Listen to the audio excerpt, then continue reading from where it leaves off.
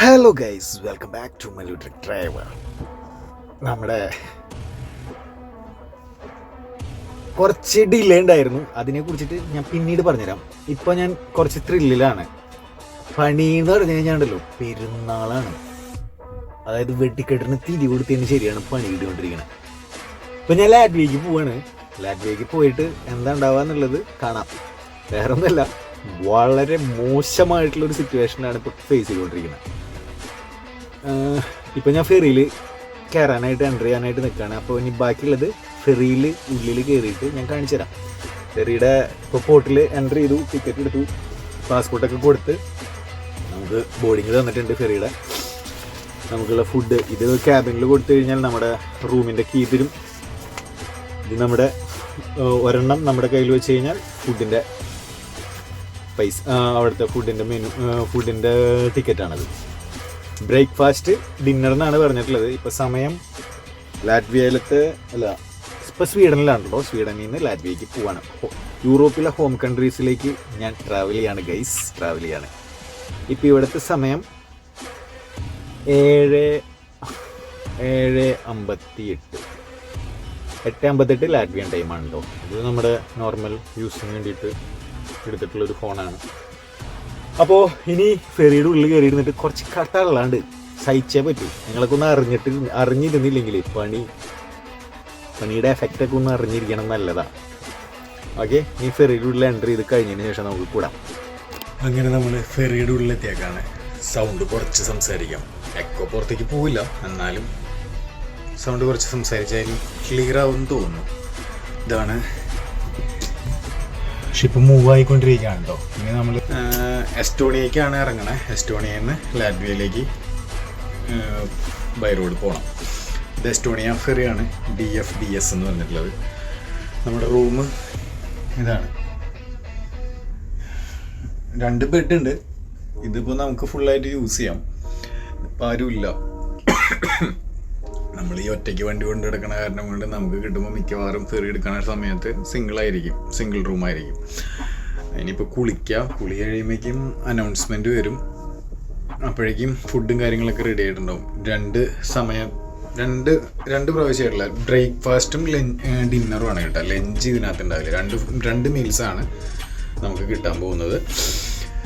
കുളിക്കാനായിട്ട് bathroom facility എന്ന് പറയുന്നത് കുഴപ്പമില്ല കേട്ടോ. നല്ല നീറ്റ് ആൻഡ് ക്ലീൻ ആയിട്ടുള്ള ബാത്റൂമാണ്. ചെറുതാണെന്നേ ഉള്ളൂ, എല്ലാ സൗകര്യങ്ങളും ഉണ്ട്. ഈ കൂളിങ് കൂടി കഴിഞ്ഞിട്ട് ഫുഡ് അടിച്ച് കഴിഞ്ഞ് വന്നതിന് ശേഷം കുറച്ച് കാര്യം നിങ്ങളുടെ അടുത്ത് സംസാരിക്കാം. ടയർഡായി, നല്ല ടയർഡായി. അപ്പോൾ കുളിച്ചിട്ട് വരാം. ബൈ. ഫുഡൊക്കെ അടിച്ച് നൈസായിട്ട് റൂമിൽ ഒന്ന് വീഡിയോ എടുക്കുക എന്നുള്ള രീതിയിലാണ് കയറിയപ്പോൾ നല്ല ക്ഷീണം ഉണ്ടായിരുന്നു. അതൊക്കെ ഒരു 10 മിനിറ്റ് കിടന്നിട്ട് ആവാം എന്നുള്ള രീതിയിൽ കട്ടിലൊക്കെ സെറ്റാക്കി ഒന്ന് ഉറങ്ങിയതാണ്. ഉറങ്ങിയ വഴിക്കുണ്ടല്ലോ മറ്റേ വാഴ വെട്ടിയിട്ട പോലെ ഒറ്റ കിടത്തിയായിരുന്നു. പിന്നെ എണീക്കണത് ഒരു 3-4 മണിക്കൂർ കഴിഞ്ഞിട്ടാണ്. അത്രയും ക്ഷീണം ഉണ്ടായിരുന്നു. പിന്നെ കട്ടിൽ കണ്ടതിൻ്റെ ഒരു ആക്രാന്തം തെറ്റിദ്ധരിക്കണ്ട. റൂമിൽ വന്നിട്ട് റൂമെന്ന് പറയുന്ന സംഭവം നമ്മളുടെ കയ്യിലില്ല, നമ്മുടെ സംഭവത്തിലില്ല. അപ്പോൾ വണ്ടിയിൽ തന്നെയായിരുന്നു. വണ്ടി നമുക്ക് ഒരു പരാതിയല്ല കേട്ടോ. പക്ഷേ ഇവിടെ വന്ന് കിടന്നപ്പോഴേ ഫുള്ള് റിലാക്സ്ഡായി. ഇനിയിപ്പോൾ റൂമിലാണ് കിടക്കാനാണ് പോണേ, കുഴപ്പമില്ല. അപ്പോൾ ക്ഷീണമൊക്കെ കഴിഞ്ഞ് ഇപ്പോൾ ഫ്രഷാണ്. ഇനി മാറ്ററിലേക്ക് വരാം. നിങ്ങളുടെ അടുത്ത് പറയാനുള്ള കാര്യങ്ങൾ കറക്റ്റായിട്ട് നോട്ട് ചെയ്തിട്ട് അങ്ങോട്ട് പറയാം.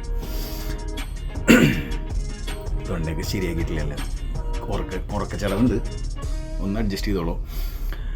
ഇനി പോക്കെന്ന് പറയുന്നത് ലാറ്റ്വിയയിലേക്ക് കുറച്ച് താമസമുള്ള പോക്കാവാനാണ് സാധ്യത. അവിടെ സ്റ്റേ അടിക്കേണ്ടി വരും. വർക്ക് ചെയ്തെങ്കിലല്ലേ ശമ്പളം ഉണ്ടാവുള്ളൂ. ഇപ്പോൾ വർക്ക് ചെയ്യാനായിട്ട് പറ്റൂല. ഓൾമോസ്റ്റ് 1 ഇയർ കംപ്ലീറ്റ് ആയി. നമ്മുടെ ടാക്കോഗ്രാഫ് കഴിയാറായി. ഇനി ഒരു കുറച്ച് 1 വീക്കിൻ്റെ അടുത്തും കൂടി ഉള്ളൂ ഇനി ടാക്കോഗ്രാഫ്, കോഡ് 95, പിന്നെ നമ്മുടെ TRC അതായത് ടെമ്പററി റെസിഡൻസ് പെർമിറ്റ് പുതുക്കാറായിട്ടുണ്ട്. അപ്പോൾ അത് പുതുക്കണം. ഇനിയിപ്പോൾ ഈ ലൈസൻസ് മേടിക്കണം. കോഡ് 95 വെച്ചിട്ടാണല്ലോ ഓടിക്കുന്നുണ്ടായിരുന്നത്. ആ സമയത്താണ് നമുക്ക് പണി കിട്ടിയെന്ന് പറഞ്ഞു കഴിഞ്ഞാൽ ലാറ്റ്വിയയുടെ റൂളൊന്ന് ചേഞ്ചായി. ഇവിടുത്തെ ഗവൺമെൻറ്റിന് ചേഞ്ച് ആവേണ്ട രീതി വന്നപ്പോൾ ചേഞ്ച് ആക്കി. അപ്പോൾ എന്തായി, നമ്മൾ ശരിക്കും പെട്ടു. നമ്മളെപ്പോലുള്ള ആൾക്കാർ കുറച്ച് പെട്ടു. അതായത് COVID-95 അടിച്ച് ടെസ്റ്റ് അടിച്ച് കാര്യങ്ങളൊക്കെ കഴിഞ്ഞതൊക്കെ കഴിഞ്ഞ്. COVID-95 അടിച്ചത് ഓക്കെയാണ്, പക്ഷേ നമുക്ക് ഒരു ടെസ്റ്റ് ഉണ്ടായിരുന്നുള്ളൂ. 2009 മുമ്പുള്ള ആൾക്കാർക്ക് കാറിൻ്റെ വന്നിട്ട് ഒരു ടെസ്റ്റ്, 2009 ശേഷമുള്ള ആൾക്കാർക്ക് ഒരു ലൈസൻസ് സബ്മിഷൻ ചെയ്ത് കഴിഞ്ഞാൽ നമുക്ക് ലൈസൻസ് കിട്ടുന്നുണ്ടായിരുന്നു. കിട്ടുന്ന ലൈസൻസ് കൺവെർട്ടഡ് ലൈസൻസ്, അങ്ങനെ ആയിരുന്നു ഇവിടുത്തെ ഒരു രീതി.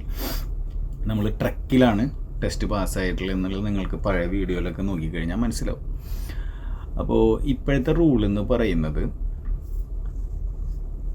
ഇനി വരുന്ന ആൾക്കാരെല്ലാവരും ടെസ്റ്റ് അടിച്ചേ പറ്റൂ. പിന്നെ 2009 മുമ്പ് 2009 ശേഷം എന്നുള്ള കഥയൊക്കെ മാറ്റി വെച്ചേക്ക്. 2009 മുമ്പ് വരുന്ന ആൾക്കാർക്ക് കുറച്ച് എന്താ പറയുക ഫ്ലെക്സിബിലിറ്റി ഉണ്ട്. അവർക്ക് എക്സാം പാസ്സാവണ്ട, COVID-95 എക്സാം പാസ്സാവണ്ട, അവർക്ക് ക്ലാസ് അറ്റൻഡ് ചെയ്താൽ മതി. 2009 ശേഷമുള്ള ആൾക്കാർക്ക് എക്സാം പാസ്സായി ഒരു ടെസ്റ്റ് അടിച്ച് കഴിഞ്ഞ് പിന്നെ ഒരു വർഷത്തിനുള്ളിൽ 6 മാസം കഴിഞ്ഞാൽ നമുക്ക് ടെസ്റ്റ് അടിക്കാനായിട്ടുള്ള ഓപ്പർച്യൂണിറ്റീസ് ഉണ്ട്. നമുക്ക് പോയി ടെസ്റ്റ് അറ്റംപ്റ്റ് ചെയ്യാം. അതിനുള്ളിൽ നമുക്ക് കാറിൻ്റെ ടെസ്റ്റ് അടിക്കണം, ട്രെയിലറിൻ്റെ ടെസ്റ്റ് അടിക്കണം. ആസ് യൂഷ്വലി നമ്മൾ എല്ലാത്തിൻ്റെയും ടെസ്റ്റ് അടിക്കണം. എന്നിട്ട് കിട്ടുന്ന ലൈസൻസോ COVID-70 ലൈസൻസ് തന്നെയാണ് കിട്ടുന്നത്. പക്ഷേ ഇതിന് ഒരു ഗുണം എന്ന് ഞാൻ മനസ്സിലാക്കിയിട്ടുള്ളത്, നമുക്ക് എക്സ്ട്രാക്റ്റ് എടുത്തു കഴിഞ്ഞാൽ നമുക്കൊരു പോസിബിലിറ്റി ഉണ്ട്. അതായത് നമ്മളിവിടെ ടെസ്റ്റ് അടിച്ച് പാസ്സായിട്ടുള്ള ഒരു കൺസിഡറേഷൻ മറ്റുള്ള രാജ്യങ്ങളിലൊക്കെ ചേഞ്ച് ആവുന്ന സമയത്ത് കിട്ടും എന്നൊരു പ്രതീക്ഷയുണ്ട്. ഞാൻ ചേഞ്ച് ആവാനായിട്ടുള്ള രീതിയല്ല, ഈ ടെസ്റ്റ് അടിച്ചു കഴിഞ്ഞാലുള്ള ഗുണം എന്ന് പറയുന്നത് അത് മാത്രമേ ഉള്ളൂ. കമ്പനി ചേഞ്ച് ചെയ്യണതോ അല്ലെങ്കിൽ ഏതെങ്കിലും ഒരു രാജ്യത്തോട്ട് മാറുന്ന ടൈമിലോ നമുക്ക് ആ എക്സ്ട്രാക്റ്റ് മേടിച്ച് കഴിഞ്ഞാൽ നമുക്ക് മുന്നോട്ട് പോകുമ്പോൾ കുറച്ചും കൂടി നല്ല നല്ല ഓപ്പർച്യൂണിറ്റീസ് കിട്ടാൻ സാധ്യതയുണ്ടെന്ന് മാത്രമേ ഉള്ളൂ, അല്ലാതെ വേറെ ഒന്നുമില്ല.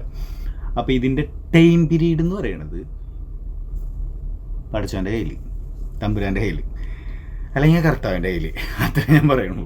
എല്ലാ ദൈവങ്ങളും ഒരുമിച്ച് വിളിക്കാറായിട്ടുണ്ട്. ഇനി അവിടെ ചെന്ന് ടെസ്റ്റ് അടിക്കണം, ടെസ്റ്റിൻ്റെ അപ്പോയിൻമെൻറ്റ് എടുക്കണം. പക്ഷേ ഇതിൻ്റെ TRC റിന്യൂവേഷൻ കഴിഞ്ഞെങ്കിൽ മാത്രമേ നമുക്ക് ടെസ്റ്റ് അടിക്കാൻ പറ്റുള്ളൂ. അപ്പോൾ ഈ ടെസ്റ്റ് ഡേറ്റ് അതിന് മുമ്പ് കിട്ടുമോ എന്നുള്ളത് നമ്മൾ പ്രിപ്പയർ ചെയ്യണം, അപ്പോയിൻമെൻറ്റ് ബുക്ക് ചെയ്യണം. അപ്പോൾ ആദ്യം പോയിട്ട് ട്രെയിനിങ് എടുക്കണം. ഇപ്പോൾ റേസിസം എന്ന് പറയുന്നതേ ശരിയല്ല, എന്നിരുന്നാലും വളരെ കുറച്ച് ആൾക്കാരുണ്ട്. ഞാൻ അനുഭവിച്ചിട്ടുള്ളതാണെന്നുള്ളത് നിങ്ങളുടെ അടുത്ത് കറക്റ്റായിട്ട് പറഞ്ഞിട്ടുള്ളതാണ്. അപ്പോൾ അത് പുതിയൊരു സ്ഥലങ്ങളൊക്കെ അന്വേഷിച്ച് പിടിച്ച് പുതിയ മേച്ചിൽപ്പുറങ്ങളൊക്കെ പറഞ്ഞു കഴിഞ്ഞാലേ നമുക്കത് പ്രോബ്ലംസ് വരും. മറ്റുള്ള ആൾക്കാർക്കൊക്കെ കേൾക്കുമ്പോൾ അത് ചിലപ്പോൾ നെഗറ്റീവ് കമൻസ് ഒക്കെ ഇടാനായിട്ടുള്ള സാധ്യതയുണ്ടോ. അത് കാരണം കൊണ്ടാണ് ഞാൻ കുറച്ച് നേരം സ്റ്റക്കായ കേട്ടോ, വേറെ ഒന്നുമില്ല. അപ്പോൾ നമ്മളിനി പുതിയൊരു രീതിയിലേക്കാണ് ഇവിടെ വരുന്ന ആൾക്കാർ. അപ്പോൾ ഞാൻ ഈ പറഞ്ഞത് കേൾക്കണ ആൾക്കാരൊന്ന് ശ്രദ്ധിക്കുക, ബിഗിനേഴ്സ് ശ്രദ്ധിക്കുക. ലാറ്റ്വിയ ആണെങ്കിലും സിമ്പിളല്ല, കാര്യങ്ങൾ സിമ്പിളല്ല. ഒരു 2009 ശേഷം വരിക, അത് ആഫ്റ്റർ 2009 ലൈസൻസ് ഹോൾഡർ ആണെങ്കിൽ പോലും ലൈസൻസ് എടുത്ത് കഴിഞ്ഞാൽ ആ ലൈസൻസ് എടുക്കുന്നതേ ടാസ്ക്കാണ്. ഇപ്പോൾ ഞാനൊരു 5-6 മാസമായിട്ട് തന്നെ പലരും ടെസ്റ്റ് പാസ്സാവാതെ ഇരിക്കുന്നുണ്ട്. ടെസ്റ്റ് അടിച്ച് പാസ്സായെങ്കിൽ മാത്രമേ നമുക്ക് വർക്കിന് കയറാൻ പറ്റുള്ളൂ. വർക്കിന് കയറിയാലാണ് സാലറി ഉണ്ടാവുള്ളൂ. ഇപ്പോൾ ഈ പോക്കെന്ന് പറഞ്ഞു കഴിഞ്ഞാൽ ഓൾമോസ്റ്റ് വൺ ഇയർ ഞാൻ കംപ്ലീറ്റ് ചെയ്തിട്ടാണ് പോകുന്നത്. അപ്പോൾ അതനുസരിച്ചിട്ടുള്ളൊരു സാലറിയൊക്കെ നമ്മൾ നമ്മുടെ കയ്യിലുള്ള ചിലവിനുള്ള പേയ്മെൻറ്റുകളൊക്കെ എടുത്തു വെച്ചിട്ടുണ്ട്. കമ്പനി അക്കോമഡേഷൻ തരും എന്നാണ് പറഞ്ഞിട്ടുള്ളത്. ഇനിയിപ്പോൾ എന്താവും, ഈ അക്കോമഡേഷൻ കമ്പനി തരും. ബാക്കിയുള്ള എക്സ്പെൻസ്, ബാക്കിയുള്ള ഈ ട്രാൻസ്പോർട്ടേഷൻ ആണെങ്കിലും നമ്മുടെ ട്രെയിനിങ് ആണെങ്കിലും ബാക്കിയുള്ള കാര്യങ്ങളാണെങ്കിലും ഒക്കെ നമ്മളുടെ കയ്യിൽ നിന്ന് തന്നെയാണ് പോകുന്നത്. അപ്പോൾ അതൊക്കെ ഓൾമോസ്റ്റ് എല്ലാ സ്ഥലത്തും ഇങ്ങനെയൊക്കെ തന്നെയാണ് കേട്ടോ. വളരെ കുറച്ച് കമ്പനികളുണ്ട് നല്ല രീതിയിൽ അവർക്ക് ട്രീറ്റ് ചെയ്തിട്ട് അതേപോലെ കൊടുക്കുന്നത്. അത് കുറച്ച് കമ്പനികളുണ്ട്, അവിടെയൊന്നും നമ്മളെപ്പോലുള്ള ആൾക്കാർ എത്തിപ്പെടില്ലല്ലോ. നമ്മൾ പാപി ചെല്ലുന്നിടം പാതാളം എന്ന് പറയുന്ന സ്ഥലത്താണല്ലോ നമ്മൾ ചെല്ലുക. അപ്പോൾ അങ്ങനെയൊക്കെയുള്ള കാര്യങ്ങളാണ്. പിന്നെ നിങ്ങൾക്ക് കുറച്ച് കാര്യങ്ങളൊക്കെ പറഞ്ഞു തരണം എന്നുള്ള ആഗ്രഹത്തോട് കൂടിയിട്ടാണ് ഞാൻ ആ COVID-95 ക്ലാസ്സും ADRൻ്റെ ഇതൊക്കെ തുടങ്ങാമെന്ന് വിചാരിച്ചത്. ആക്സിഡൻ്റായിട്ട് നമ്മുടെ ഞാൻ വർക്ക് ചെയ്യുന്ന കമ്പനിയിലാണെങ്കിലും ചെറുതായിട്ട് ഒരു അവരുടെ സ്ട്രാറ്റജിയിൽ ഇൻ്റർനെറ്റ് കമ്പനി പ്രൊവൈഡ് ചെയ്യുന്നുണ്ടായിരുന്നു, അത് ഇല്ലാണ്ടാക്കി. അപ്പോൾ നെറ്റില്ലാണ്ട് നമുക്കിവിടെ വണ്ടി ഓടിക്കാൻ പറ്റില്ല. നമുക്ക് വീട്ടിലത്തെ കാര്യങ്ങളാണെങ്കിലും അത്യാവശ്യം എൻ്റർടൈൻമെൻ്റ് ആണെങ്കിലും ഇപ്പോൾ എൻ്റെ കമ്പനി, അതായത് ഞാനൊരു മാൻ പവർ കമ്പനിയിലാണ് വർക്ക് ചെയ്യണമെന്ന്. ആ കമ്പനി എനിക്ക് സിമ്മ് തരുന്നുണ്ട്. ആ സിമ്മിൽ വെച്ചിട്ടുള്ള ഒരു ലിമിറ്റഡ് GB നമ്മൾ യൂസ് ചെയ്യാൻ വേണ്ടിയിട്ട് വെച്ചപ്പോൾ എനിക്ക് വീഡിയോസ് അപ്ലോഡ് ചെയ്ത് കഴിഞ്ഞാൽ പെടും എന്ന് മനസ്സിലായ കാരണം കൊണ്ടാണ് എനിക്കത് ചെയ്യാൻ പറ്റാഞ്ഞ. പിന്നൊരു കാര്യം, ഞാനൊരു വീഡിയോ പോസ്റ്റ് ചെയ്തിട്ടുണ്ടായിരുന്നു. അത് സഹായിക്കാൻ പോയി കഴിഞ്ഞാൽ പണി കിട്ടുമെന്ന് പറയുന്നത് വെറുതെ ഇല്ല. യൂട്യൂബിൽ നിന്ന് ചെറിയൊരു സ്ട്രൈക്ക് അടിച്ച് ചാനൽ പോയി, അങ്ങനെയായിരുന്നു. അപ്പോൾ അതിൻ്റെ സംഭവമൊക്കെ ഒരു പ്രോബ്ലത്തിലായ കാരണം കൊണ്ട് കൂടിയിട്ടാണ് ഞാൻ അങ്ങനെ വീഡിയോസ് ഇടാൻ പറ്റാഞ്ഞത്. അപ്പോൾ ഞാൻ അതിനൊരു ചെറിയൊരു പ്ലാനിങ് വെച്ചിട്ടുണ്ട്. അത് വരുന്ന വീഡിയോസിലൊക്കെ അങ്ങനെ വരും. കുറച്ച് ലാഗുണ്ട്, നല്ല രീതിയിൽ ലാഗായിട്ടുണ്ടെന്ന് എനിക്ക് മനസ്സിലായി. സഹകരിക്കുക. ഞാൻ കറക്റ്റായിട്ടുള്ളൊരു അപ്ഡേഷൻ, ഇനിയിപ്പോൾ ലാറ്റ്വിയയിൽ പോകുമോ, ഇനി എത്ര നാൾ അവിടെ നിൽക്കും, എങ്ങനെയാണ് കാര്യങ്ങളെന്നൊക്കെ ഉള്ളതൊക്കെ നമുക്ക് കാണാം.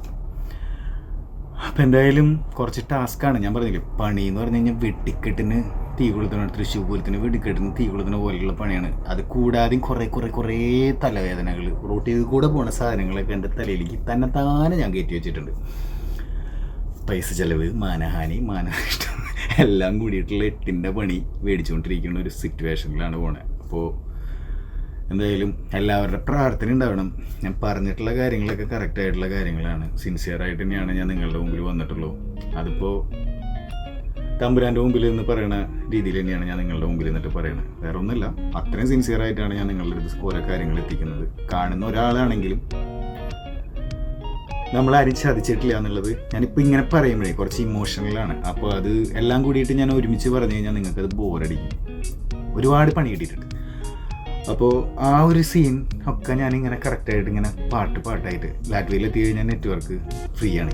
അപ്പോൾ പിന്നെ അത് കറക്റ്റായിട്ട് അപ്ഡേറ്റ് ചെയ്തിട്ട് തരാൻ പറ്റും. കുറേ കാര്യങ്ങളുണ്ട് നിങ്ങളുടെ അടുത്ത് പറയാൻ. ഇതൊരു ചെറിയൊരു ഇൻട്രോ ആയിട്ട് നിങ്ങളായിട്ട് സഹകരിക്കുക. ഓക്കെ, അപ്ഡേറ്റഡ് ആയിട്ട് കാര്യങ്ങൾ ഞാൻ തരാം.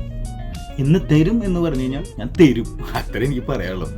അപ്പോൾ ഒപ്പം കൂടിയിട്ടുള്ള ആൾക്കാരും ഒപ്പം നിൽക്കുന്ന ആൾക്കാരുടെ അടുത്തും എന്ന് നന്ദിയുണ്ട്. ഞാനുണ്ടാവും. ഓക്കെ, അപ്പോൾ വീഡിയോ ഇഷ്ടപ്പെട്ട് കഴിഞ്ഞാൽ ലൈക്ക് ചെയ്യുക, ഷെയർ ചെയ്യുക, സബ്സ്ക്രൈബ് ചെയ്യുക. ഇനി നിങ്ങളുടെ സപ്പോർട്ടും മസ്റ്റായിട്ട് എനിക്ക് വേണം. ഇല്ലയെന്ന് വെച്ച് കഴിഞ്ഞാൽ കയ്യിൽ നിന്ന് പോകും ഗൈസ്. അതേപോലത്തെ ഒരു അവസ്ഥയിലാണ് ഞാൻ പറയണത്. നല്ല രീതിയിൽ പണി കിട്ടും. നിങ്ങളുണ്ടാവണം, നിങ്ങളാണ് എൻ്റെ വിശ്വാസം. ആ ഒരു വിശ്വാസം ഉണ്ടാവും എന്നുള്ള രീതിയിൽ തന്നെയാണ് ഞാൻ നിൽക്കുന്നത്. അപ്പോൾ ഇനി ലാറ്റ്വിയയിൽ എത്തിയിട്ട് കാണാം. Okay, by.